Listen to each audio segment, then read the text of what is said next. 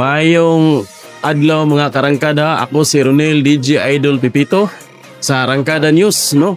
Ani ni gayon na ani at karon sa Rural Health Unit diin gipahigayon ang bloodletting donation, no, sa taga Mars Medical Center, no, ang mga staff niini ug aniya sila karon sa tuang RHO nga diin nagpahigayon og bloodletting donation. Ining mga higayon na mga karangkada atong makahinabi ang duha ka empleyado sa tuang local government unit of Tubod, no, si Ma'am Leonora Laridi og si Ma'am Hazel Cuevas. Mga karangkada, sila ang nag-donate sa ilang dugo, no, karong adlaw atos lang hinabion. Ma'am, unsa may gibati nimo karon nga kanang nakuhaan ka og dugo?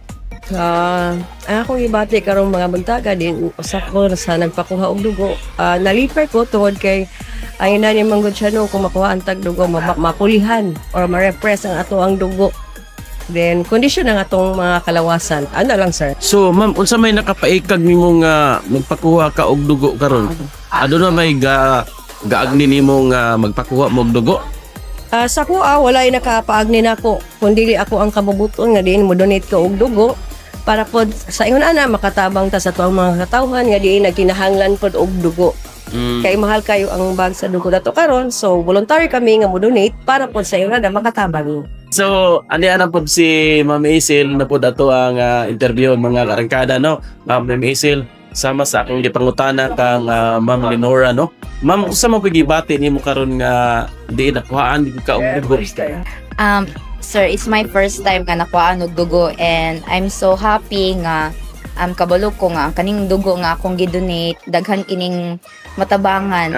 And ako ang feeling nga kuan karon kay kanang na-overwhelmed pud kayo ko kay ubay-ubay pud ang nag-donate. Dili lang kay kami ni Ate Nora. And thankful kayo ko sa LGU Tubod kay kanang and sa Mars Gene kay naani siya nga inani nga activity.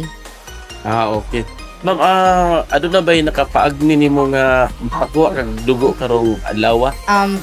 Kuan sir. Unsa man nakababuton ra nimo nga? Yes sir. Voluntary ra gid nimo. Voluntary ra gid ni nako ni siya sir that kanang una mahadlok jud ko kay kita man gud ako kung nay mag-donate kay dagko kay dagom pero dili ra man di ay okay lang. Kaya rang dagom.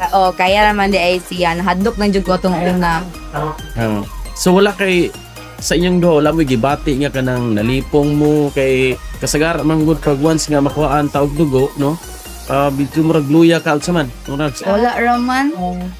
Ako normal lang siguro nga nagnam lang ako ang kamot. Ana lang din. Wala man pug nintindog dayon pod kay mo man po instruction sa mga medtex din ha. How about you, Bang?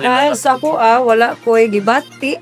Sa malipong unsa kay murag kadaghan ang ko na himo nga nag-donate og dugo so murag daanan nako. Tong mensahe sa atong mga kaigsuonan nga buot mo donate sa ilahang dugo diri sa to ang ato ang Rural Health Unit. Unsa may mensahe mo po sige? Ako mensahe sa atong mga igsuonan sa LG or sa mga kauban mas mayo nga mo donate ta og dugo aron sa ingon na makatabang pud sa atong mga katawhan.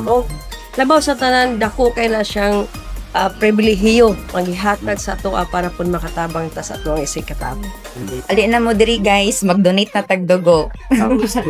Aron to save more life. Na lang. Arangkada. Arangkada Tubod. Okay.